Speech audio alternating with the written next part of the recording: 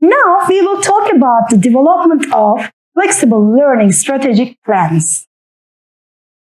The strategy of flexible learning can be implemented at different levels such as teaching and learner management, operational management, and institutional management. At teaching and learning management level, there are 8 key flexibility dimensions. The first one is when and where the learning occurs is important. It means that the time of participating in a course, starting and finishing a course, participating in learning activities, the pace of study can be flexible. The second one is what and how students will learn. It allows students to determine the sections and the sequence of content according to the desire and their pathways of learning. How to deliver instruction is also important. Flexible delivery offers a suitable range of how and where students can access learning materials. Students may experience the course in campus-based learning, web-based learning, blended learning, or in both via different technologies such as augmented reality. What strategies could be used for organizing learning activities then? The learner's choices can be offered using several instructional approaches such as lectures with tutorials, independent study, discussion, seminar groups, debates, student-led discovery approaches, and educational gamification. What types of learning resources should be provided to students then? In addition to instructor-created content, the resource created by learners, libraries, even high-quality resources from the web can also be the potential choices. Then what technologies are truly useful for learning, teaching, and administration?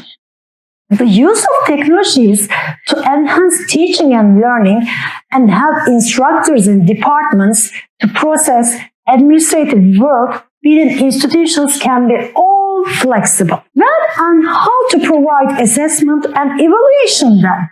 The flexibility can be indicated by the methods of assessment as well, such as presentation, research papers, team projects, e-portfolios, peer assessments, and standardized tests like multiple choices. The timing and delivery channel of assessment can also be flexible. Flexible learning can also be supported with learning analytics, which will collect the students' learning traces to provide real-time assessments as reports or dashboards.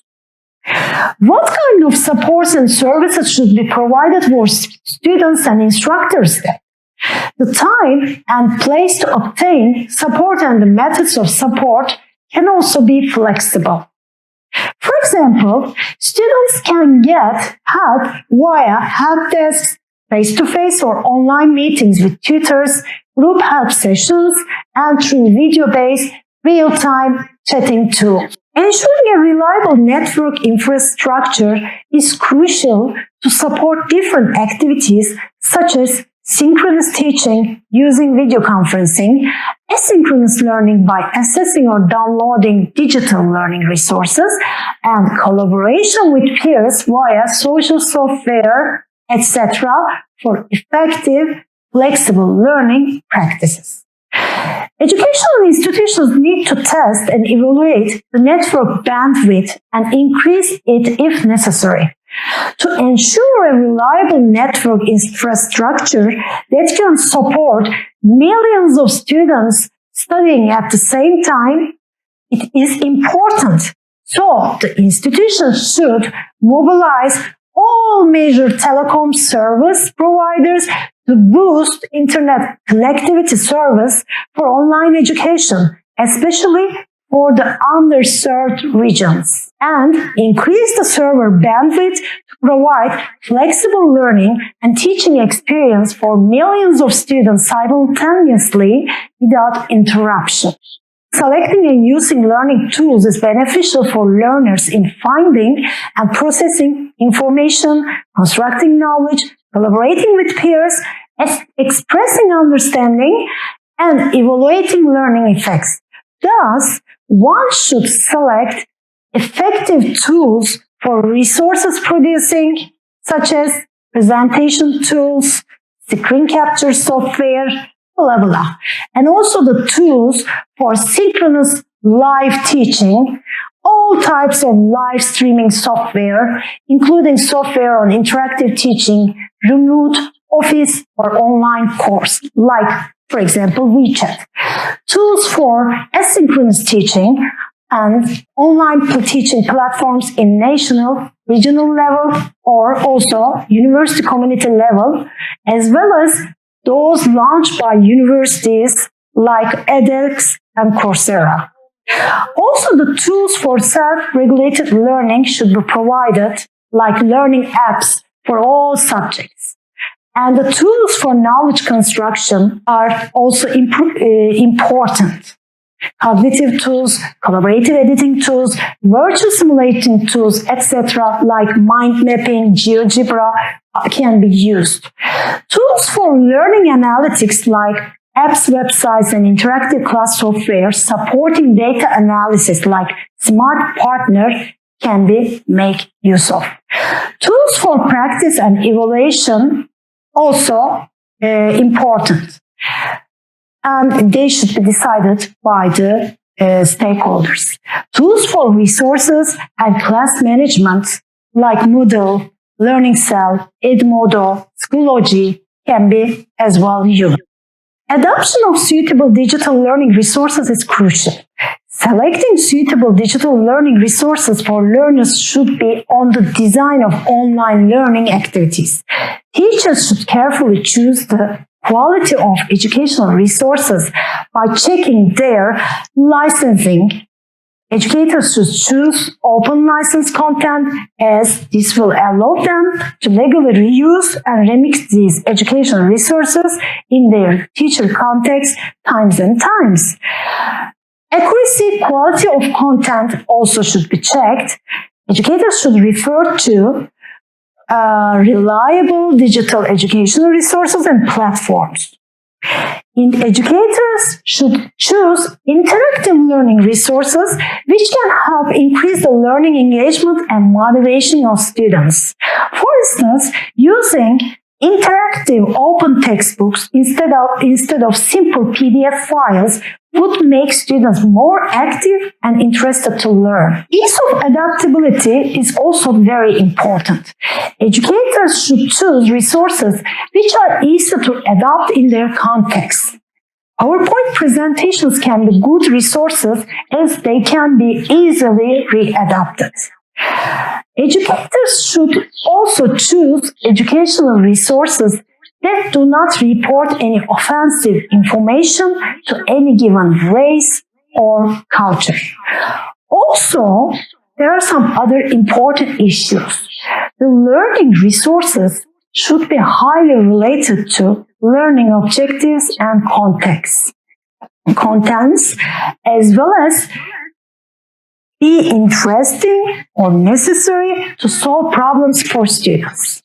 The content should be moderate in difficulty and scale so that students will avoid cognitive overload. This is very important for learning.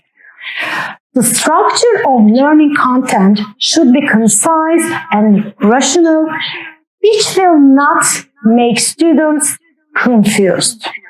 The media used should be presented in an acceptable way, so as not to cause visual fatigue, especially for younger students.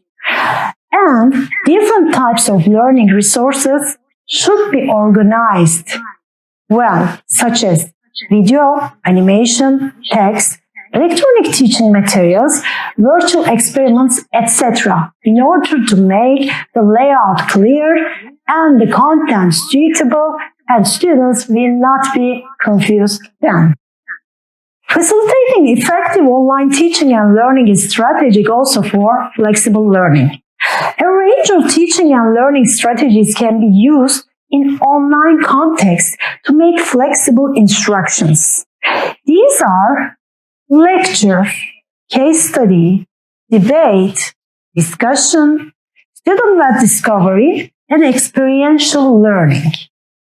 Academic games or competition, brainstorming, drill and practice are also some others that can be used. There are several socio-organizational approaches can be used in online context to make flexible learning, such as an independent study in which students are encouraged to undertake a planned activity under the supervision of a teacher or guide. It also involves group study or learning with an assigned partner. Cooperative learning, through which students are placed in groups of 4 to 6 as diverse or heterogeneous groups are as possible. This method of collaboration brings with a strong sense of accountability. And collaborative learning, through which students progress personally while collectively working towards a common goal, can be used. Provision of supports and services for teachers and students is extremely important. Effective support services are the key to ensure quality flexible learning. The support services of online education include 2 types: support services for teachers online teaching and support services for students online learning. Both services can be provided in collaboration with the government, schools, enterprises, families, and the society.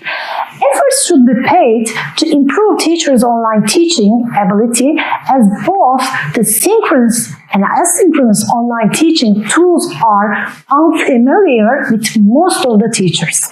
The supports for teachers include how to use the synchronous learning software, how to utilize the learning management system, how to conduct learning activity design, etc.